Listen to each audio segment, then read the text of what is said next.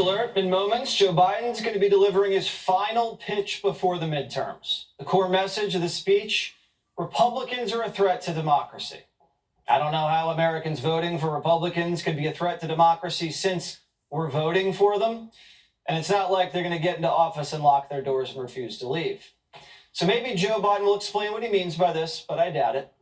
He'll be giving the speech from Union Station, a once beautiful train station in D.C. that's now empty and been overrun by junkies and vagrants. The speech came together at the last second. Looks like a Hail Mary to me. This would be the, 15th, 16th different midterm message for Joe. Nothing sticking. So they're going with January 6th. You think the president would close hard with a powerful message about the economy, but you'd be wrong. He's going with Republicans are going to start a civil war. He's going to blame Republicans for the actions of an insane, fairy-loving, Obama-supporting illegal alien drug addict who hammered Paul Pelosi in the head. And by the way, we have fresh details on that attack a little later in the show, and it looks like one of the biggest security failures of all time. Speaking of break-ins, remember the Democrat Katie Hobbs running for Arizona governor? Her campaign headquarters got broken into, and she blamed her opponent, Kari Lake. Right before we just came out onto air, we found out that it was actually an illegal alien who broke into her office. And the Democrats released him from jail already and didn't tell ICE. So he skipped town and now is on the run. So illegal aliens raped a woman in Ohio, got her pregnant, burglarized Katie Hobbs' campaign office, and hammered Paul Pelosi in the skull. And Democrats blamed Republicans for each crime. See how this works? And you're going to see this tonight as Joe Biden is speaking right now from Union Station about the Pelosi attack. Listen. To take her hostage, to interrogate her, to threaten to break her kneecaps. But she wasn't there. Her husband, my friend Paul Pelosi, was home alone. The assailant tried to take Paul hostage. He woke him up. He wanted to tie him up. The assailant ended up using a hammer to smash Paul's skull. Thankfully, by the grace of God, Paul survived. All this happened after the assault. And it just, it's hard to even say. It's hard to even say. After the assailant entered the home asking, "Where's Nancy? Where's Nancy?" Those are the very same words used by the mob when they stormed the United States Capitol on January the 6th, when they broke windows, kicked in the doors, brutally attacked law enforcement, roamed the corridors, hunting for officials, and erected gallows to hang the former Vice President, Mike Pence. It was an enraged mob that had been whipped up into a frenzy by a president repeating over and over again the big lie that the election of 2020 had been stolen. It's a lie that fueled the dangerous rise in political violence and voter intimidation over the past 2 years. Even before January the 6th, we saw election officials and election workers in a number of states subject to menacing calls, physical threats, even threats to their very lives. In Georgia, for example, the Republican Secretary of State and his family were subjected to death threats because he refused to break the law and give in to the defeated president's demand, just find him 11,780 votes. Just find me 11,780 votes. Election workers like Shay Moss and her mother Ruby Freeman were harassed and threatened just because they had the courage to do their job and stand up for the truth, to stand up for our democracy. This institution, this intimidation, this violence against Democrats, Republicans, and nonpartisan officials just doing their jobs are the consequence of lies told for power and profit, lies of conspiracy and malice, lies repeated over and over to generate a cycle of anger, hate, vitriol, and even violence. In this moment, We have to confront those lies with the truth. The very future of our nation depends on it. My fellow Americans, we're facing a defining moment, an inflection point. We must, with one overwhelming, unified voice, speak as a country and say there's no place for voter intimidation or political violence in America, whether it's directed at Democrats or Republicans. No place, period. No place ever. I speak today near Capitol Hill, near the U.S. Capitol, the citadel of our democracy. I know there's a lot at stake in these midterm elections, from our economy, to the safety of our streets, to our personal freedoms, the future of health care, Social Security, Medicare. It's all important. But we'll have our differences. We'll have our difference of opinion. And that's what it's supposed to be. But there's something else at stake. Democracy itself. I'm not the only one who sees it. Recent polls have shown that an overwhelming majority of Americans believe our democracy is at risk, that our democracy is under threat. They too see that democracy is on the ballot this year, and they're deeply concerned about it.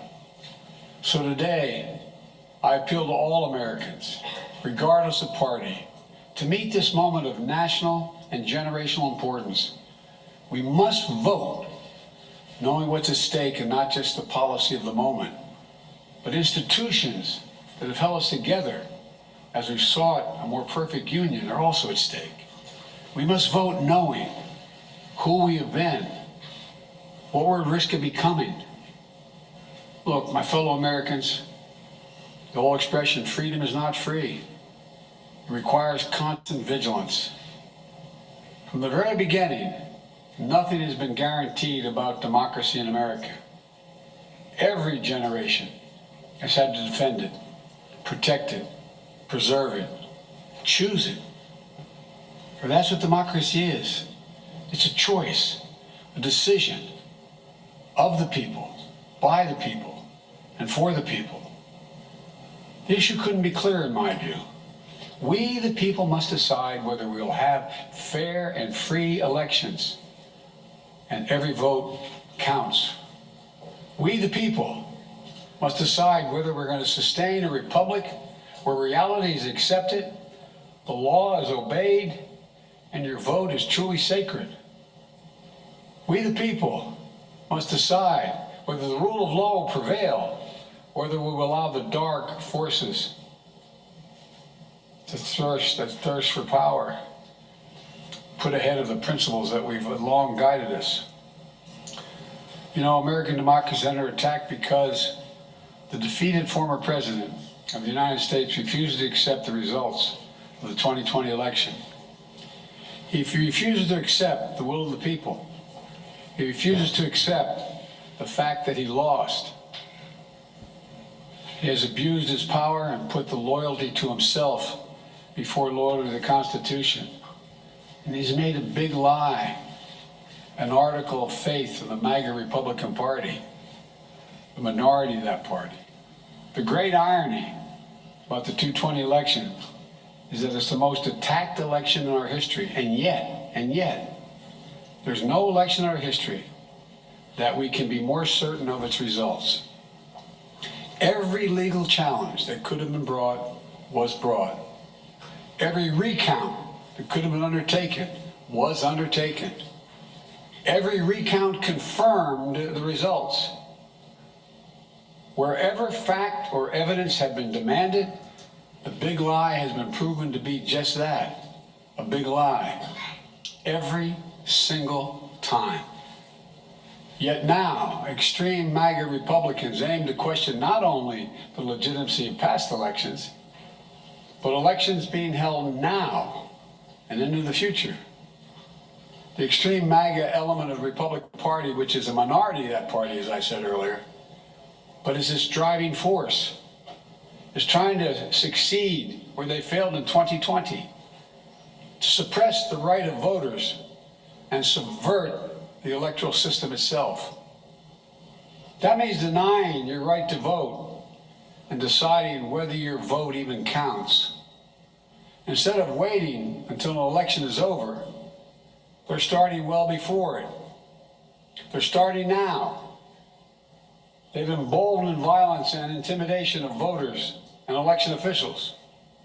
It's estimated that there are more than 300 election deniers on the ballot all across America this year.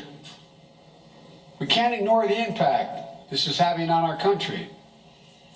It's damaging, it's corrosive, and it's destructive. And I want to be very clear. This is not about me. It's about all of us. It's about what makes America, America. It's about the durability of our democracy. For democracies are more than a form of government. They're a way of being, a way of seeing the world, a way that defines who we are, what we believe, why we do what we do. Democracy is simply that fundamental. We must, in this moment, dig deep within ourselves and recognize that we can't take democracy for granted any longer.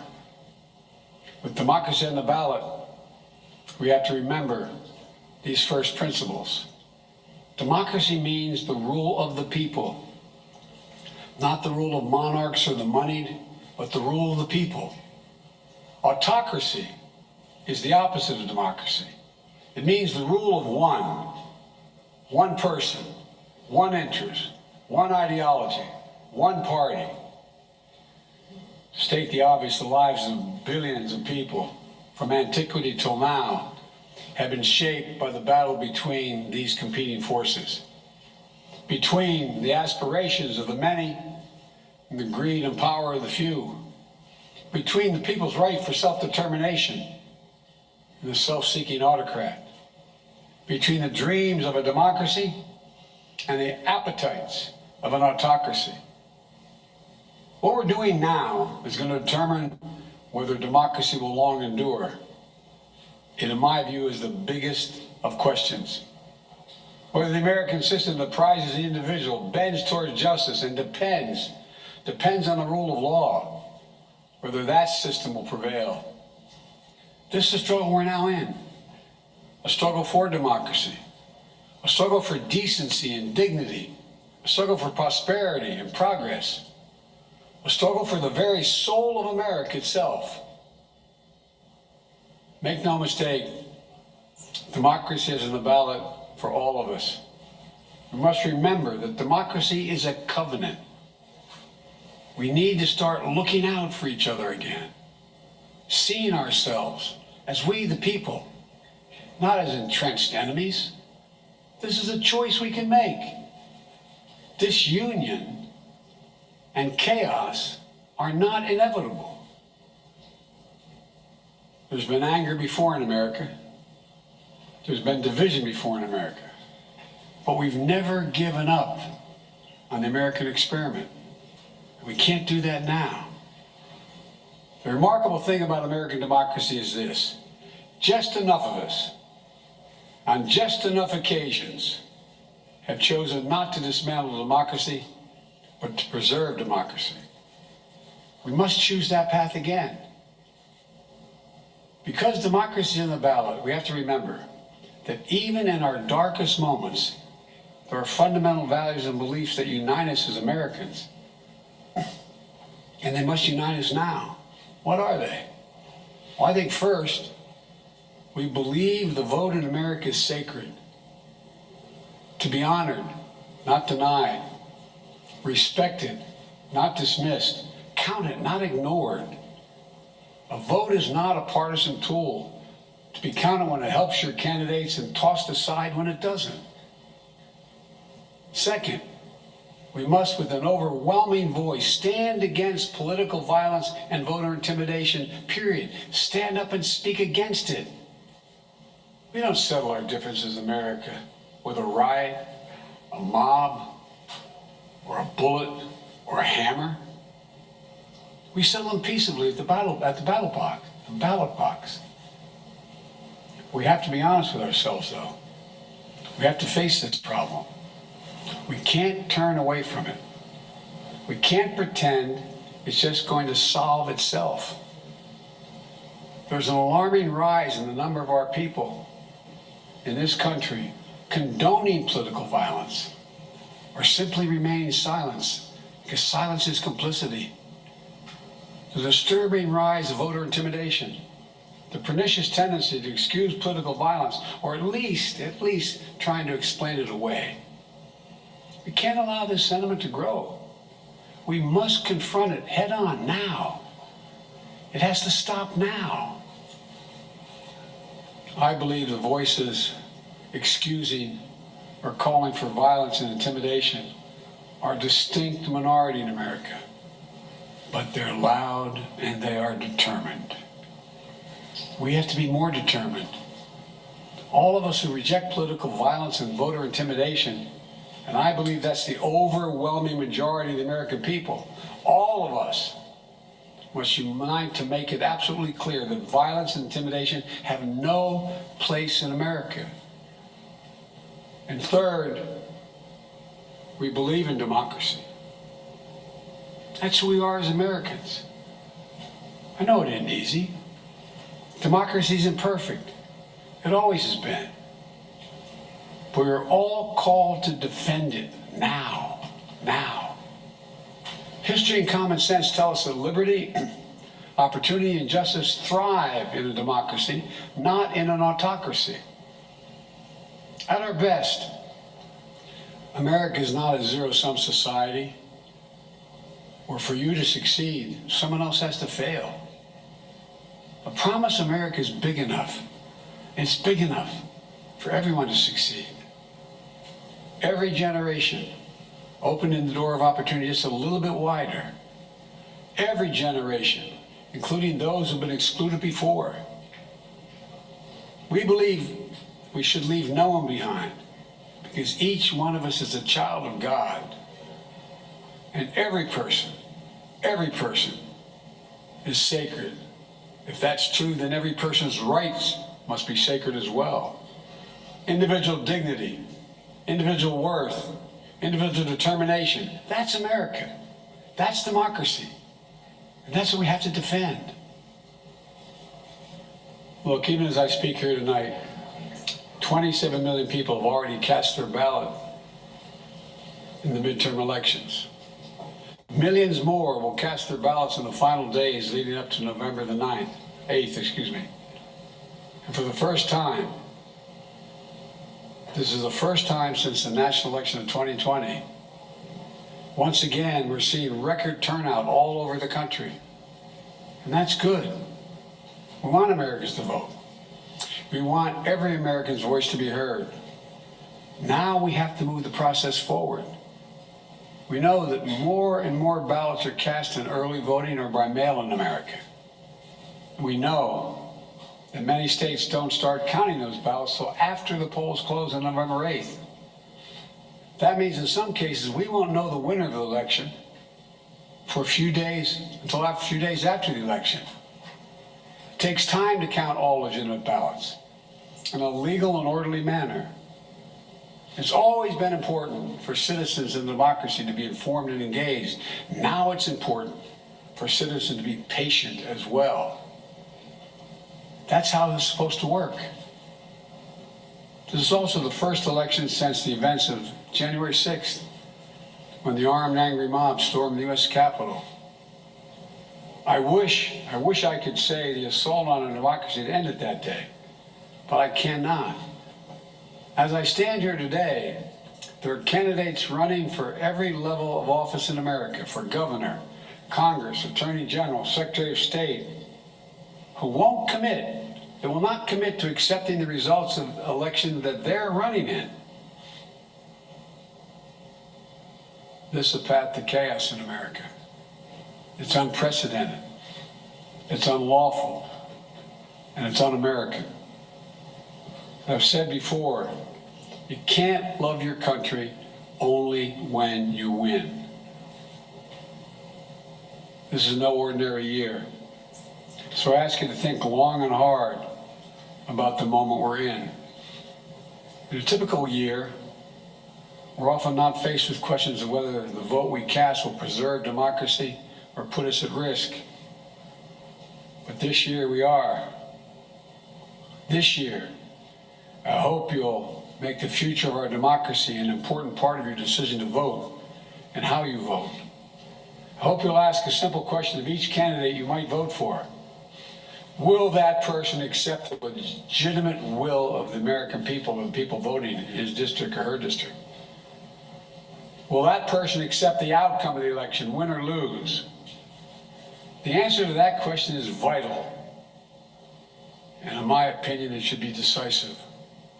On the answer to that question hangs the future of the country we love so much and the fate of the democracy that has made so much possible for us.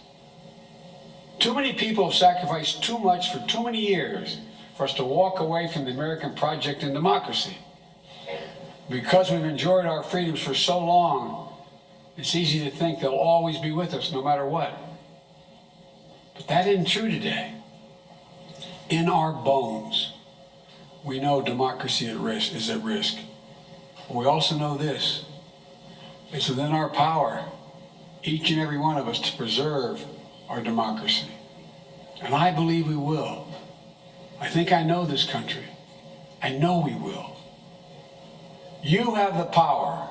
It's your choice. It's your decision. The fate of the nation, the fate of the soul of America lies where it always does, with the people, in your hands, in your heart, and your ballot. My fellow Americans, we'll meet this moment. We just need to remember who we are. We are the United States of America. There's nothing beyond our capacity if we do it together. May God bless you all. May God protect our troops. May God bless those standing guard over our democracy. Thank you, and Godspeed. And so that was the President of the United States confessing that he's about to get wiped out a week from now. No one is going to question the results of this election, Mr. President, because it's going to be a blowout. It's not even going to be close. He said a few things which were pretty ridiculous. He's the only one talking about the 2020 election. No one else is talking about 2020 except Joe Biden and MSNBC. That's it. So he came out a week from the midterms and talked about 2020. Not crime, not inflation, not immigration. He talked about something that happened 2 years ago. If he wants to make the midterms about Paul Pelosi's attack, okay. You want to talk about that? The guy was an illegal alien who was given sanctuaries in California by Gavin Newsom. He was mentally ill, he was a drug addict, and he was homeless. All of things that the Democrat policies encouraged. And it was a total security breakdown at the Pelosi household. We'll get into that later. A few other things. He talks about voter intimidation. This is the guy whose administration dropped the charges against the Black Panthers who were wielding billy clubs at a polling station in Philadelphia. This is the guy whose party at MSNBC is begging foreign nations to come monitor our elections. So that's ridiculous. He says we need to speak out against political violence. This is the president who never said anything on camera about the wannabe Kavanaugh assassin. He's worried about a free and fair election. We didn't have a free and fair election last time. The October surprise, the laptop, was spiked by the FBI, the CIA, big tech, and big media, the Democratic Party. And if voters had known that the president's family was under investigation for international money laundering, and the family was getting bribed by diamonds from China, and the big guy, the chairman, was supposedly getting kickbacks from the Chinese, yeah, I think the voters deserve to know that and might have voted differently.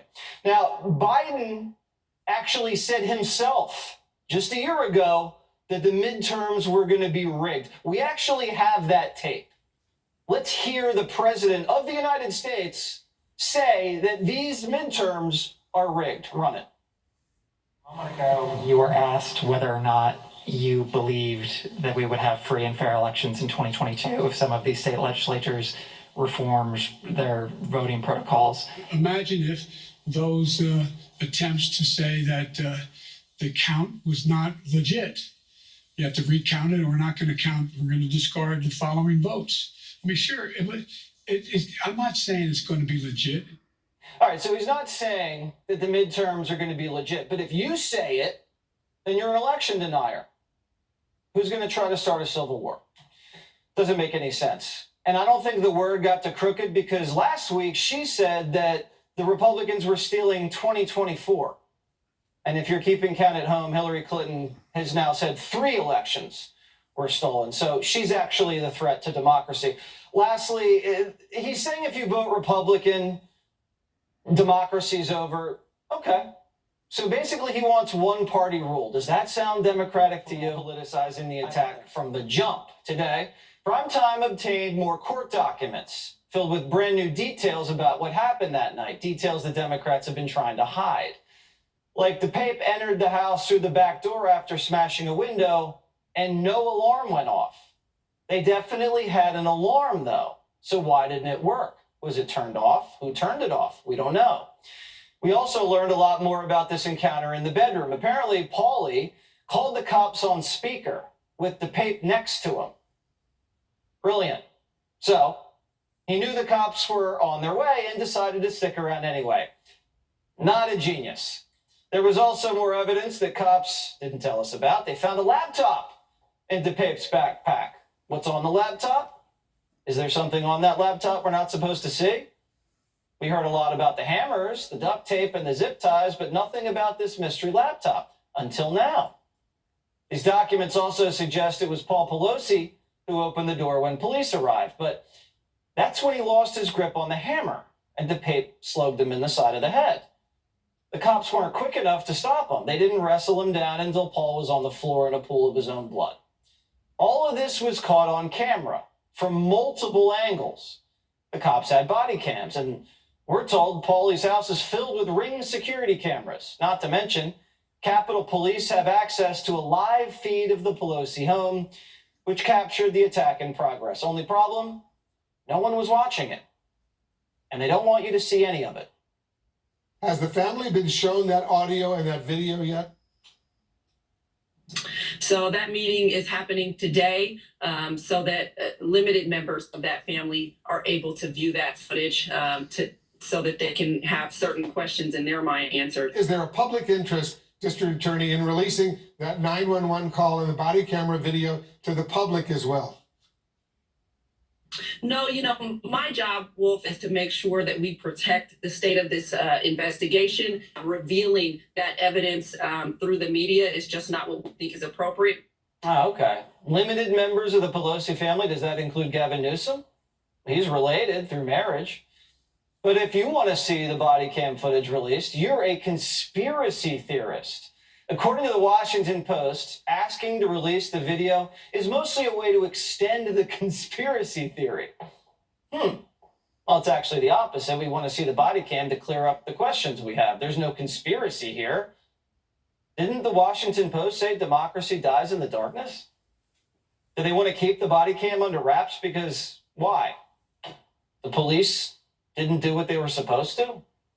Because according to sources at the San Francisco Police Department who've seen the body cam footage, it's being kept under lock and key, limited to only a very few higher-ups. They say the body cam shows the cops lingering before the attack, conversing with DePape and wasting precious time. A superior at San Francisco Police Department reportedly said, "This is going to be explosive," quote unquote. But the biggest failure here was that DePape was in this country in the first place. He's a mentally ill, criminal illegal alien who committed a violent crime when he should have been locked up or institutionalized or deported back to Trudeau. But San Francisco DA Brooke Jenkins says DePape's criminal history, none of our business. Do you have any information you can share on the suspect's criminal history? No, not at this time. And quite frankly, it's nothing that would have led anybody to believe that he was capable of what he ultimately did last Friday. Now that's funny, because then why not tell us what it is? Because The police chief last week said the guy was convicted of a slew of felonies. Now, they're only blaming Republicans because so many people dropped the ball, from Capitol Hill police who missed the break-in on the feed to the responding officers who may have hesitated, according to sources, to Gavin Newsom, who let this illegal alien criminal drug addict who's seeing ferries fester and commit crimes and not get deported. Sources at SFPD say something else could be at play here. Did San Francisco's anti-cop sentiment create an environment where officers are hesitating before using force? They're a trigger pull away from lawsuits, desk duty, or criminal charges. You don't think that's in the back of every cop's head? They have to think long and hard before acting?